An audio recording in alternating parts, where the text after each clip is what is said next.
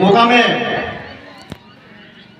હનુમાનજી મંદિરના પ્રાંગણમાં આજે ગુજરાત જોડો જનસભામાં ઉપસ્થિત આપણી આમ આદમી પાર્ટી છોટાઉદેપુર જિલ્લાના પ્રમુખ માનનીય રાધિકાબેનજી, નસવાડી તાલુકા પ્રમુખ ઈશ્વરભાઈ, છોટાઉદેપુર જિલ્લા મહામંત્રી રસિકભાઈ તેમજ દરેક જિલ્લા પ્રભારી, તાલુકા પ્રભારી તેમજ આમ આદમી પાર્ટીના સક્રિય કાર્યકર્તા અને આજુબાજુના ગામોમાંથી પધારેલ સર્વે ભાઈઓ તેમજ બહેનો, અગાઉના વક્તાઓનો જે જુસ્સો છે એમાં તમામ વસ્તુ આવી ગયેલી છે.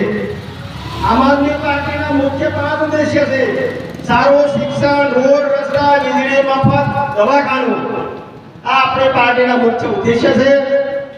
અગાઉ આપણે શિક્ષક યુવાને એવું કીધું કે ડોક્ટર બાબા સાહેબ આંબેડકરના બંધારણ વિશે વાત કરી. એમાં હું પણ થોડો સૂર પુરાવું છું કે ડોક્ટર બાબા સાહેબ આંબેડકર જે બંધારણ બનાવ્યું છે એ બંધારણને આધીને આપણે આજે ભાજપ સરકાર પાસે આપણે અધિકારો માંગીએ છીએ.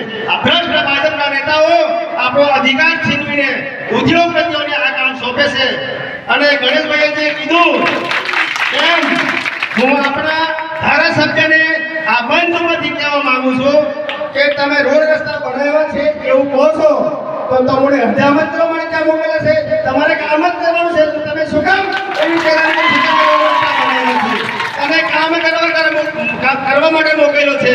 અને તમે જે રોડ રસ્તા બનાવો છો એમાં કેટલો ભ્રષ્ટાચાર થાય છે એ મેં જોઈએ છે. અગાઉના શાસનમાં જે રસ્તાઓ બન્યા છે એ કેટલા વર્ષ ચાલતા હતા. હમણાં તમારો રોડ રસ્તો ગઈકાલે એમને ઓપનિંગ કર્યું છે, મહિના પછી દેખજો ત્યાં કેટલા ખાડા પડી જાય છે. ત્યાં એમની બધી ટકાવારી સેટિંગ હોય છે. એટલે તમે રોડ રસ્તા જ બનાવો ને, પણ લોકોને સારું શિક્ષણ આપો. સારું શિક્ષણ આપવા માટે સારી સ્કૂલ બનાવો અને સ્કૂલોમાં પૂરતા શિક્ષકો તમે મૂકો તો શિક્ષણ આપણને પૂરું મળશે. આપણા આજુબાજુના વિસ્તારોમાં ઘણા જગ્યાએ પેલા પીએચસી સેન્ટરના મકાનો બની ગયેલા છે. દરેક લોકોને ખબર છે કે પીએચસી સેન્ટરમાં એક પટ્ટાવાળો નથી. શું કામ ભાઈ તમે પટ્ટાવાળો નથી મૂકતા?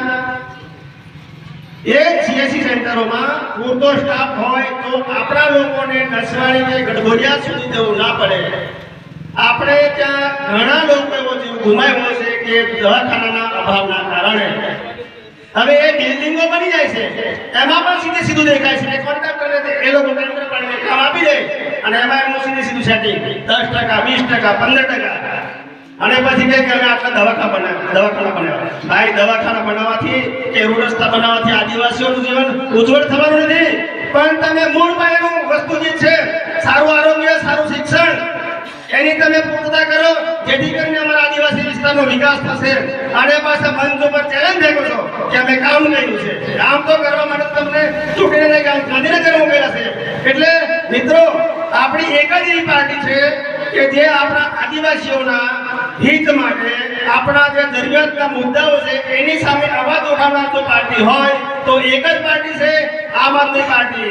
માટે આપ સૌને અમે આ મંચ ઉપરથી આહ્વાન કરીએ છીએ કે આવનાર તાલુકા અને જિલ્લા પંચાયતમાં આપણા વિસ્તારમાંથી કોઈ પણ વ્યવસ્થિત વ્યક્તિને ટિકિટ મળે તો લાઈનમાં ઉભેલા 2-3 મિત્રો હશે, મનદુખ ના કરતા.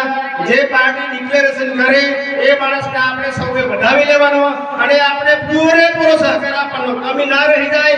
આટલું જ કહીને મારી વાણીને વિરામ આપું છું. જય હિન્દ, જય ભારત.